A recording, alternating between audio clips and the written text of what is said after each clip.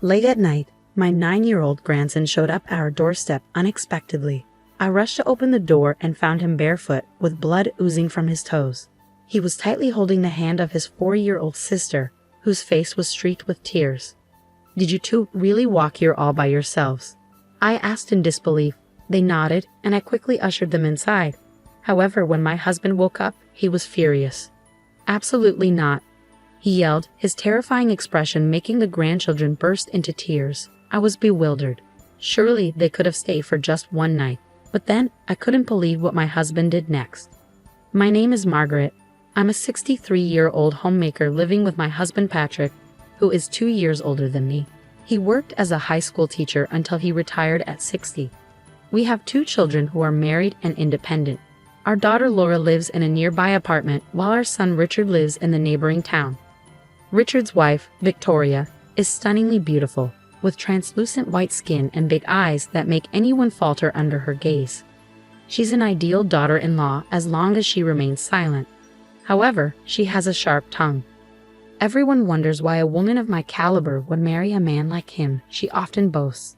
"Are you saying Richard isn't up to your standard?" I once asked. "Well, he works for a top-tier company and earns a decent income, but let's be honest, he's not that good-looking. But I'm not that picky, so he's lucky, I guess." I felt very angry hearing her speak ill of my son. Who does she think she is? I wanted to say something, but I held my tongue to avoid a confrontation. However, my husband couldn't remain silent. "Richard sure married quite an impressive wife, didn't he?" he remarked sarcastically. Victoria seemed unfazed and smirked dismissively. Richard, in response, could only manage a wry smile. "Victoria is too good for me." Seeing this, I imagined my kind-hearted son must be facing some challenges in his marriage. Despite their differences, they had a child together. Daniel, our first grandchild, resembled his mother, with a remarkably beautiful face, yet inherited his father's kind personality, a perfect blend of both parents' best qualities. I always looked forward to Richard bringing Daniel over to our house. Victoria rarely visited, which might have been for the best.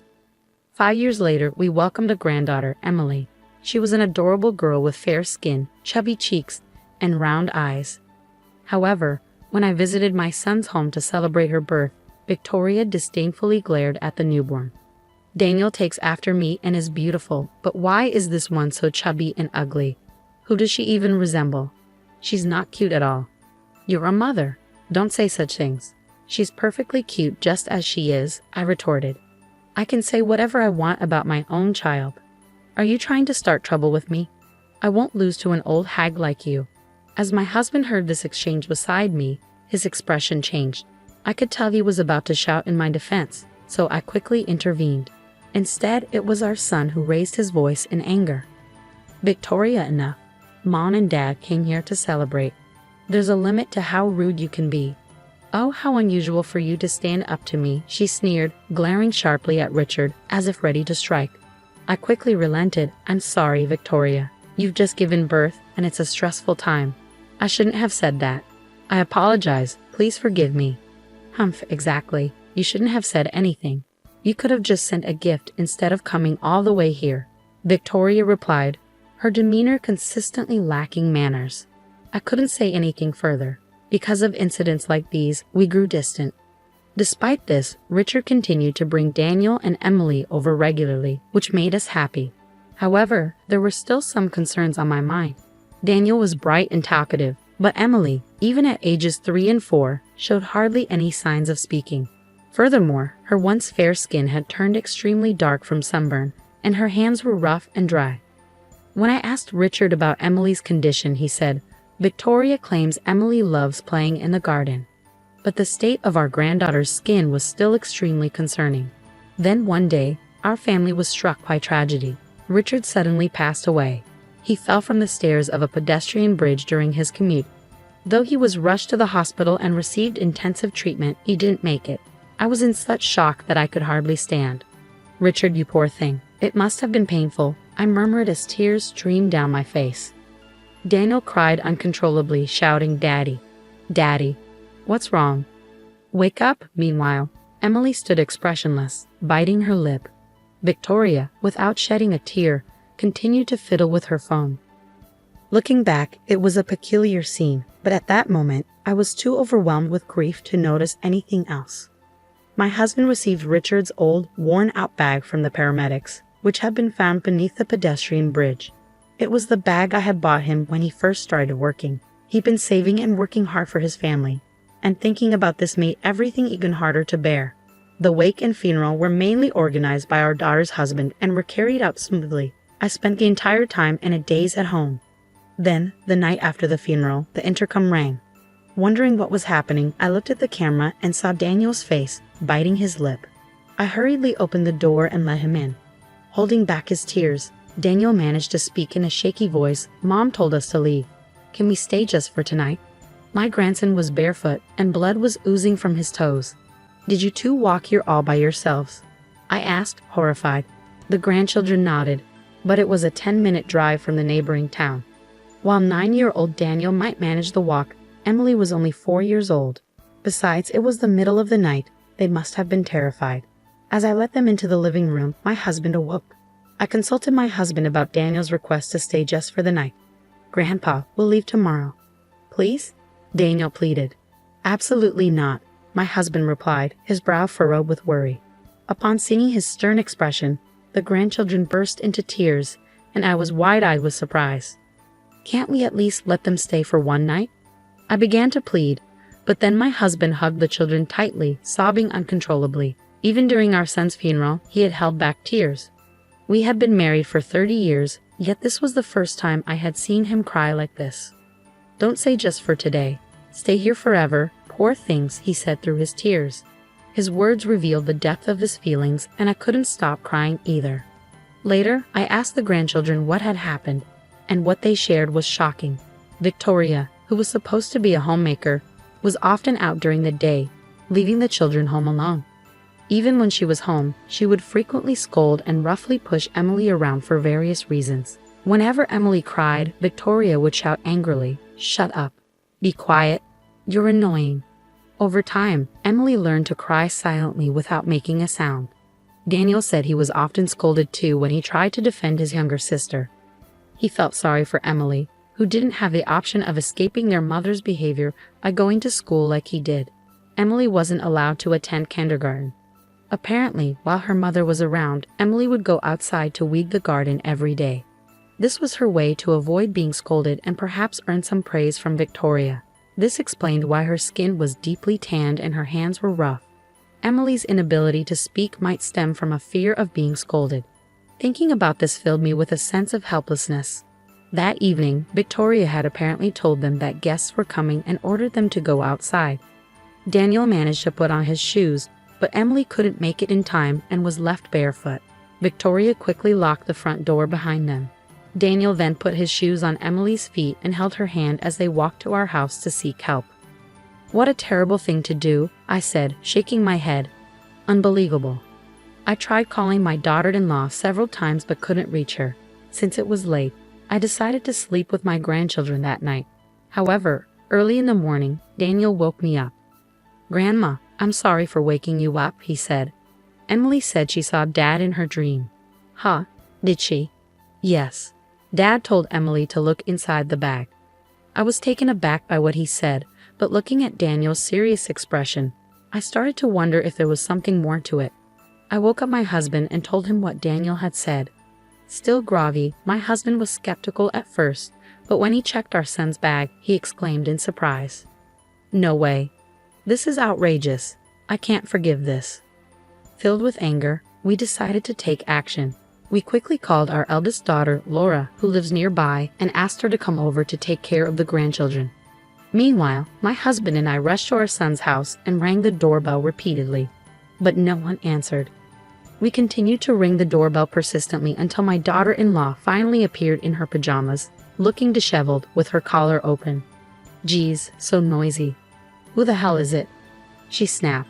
At that moment, I caught a fleeting glimpse of a young man with brown hair crossing the back of the room, completely naked.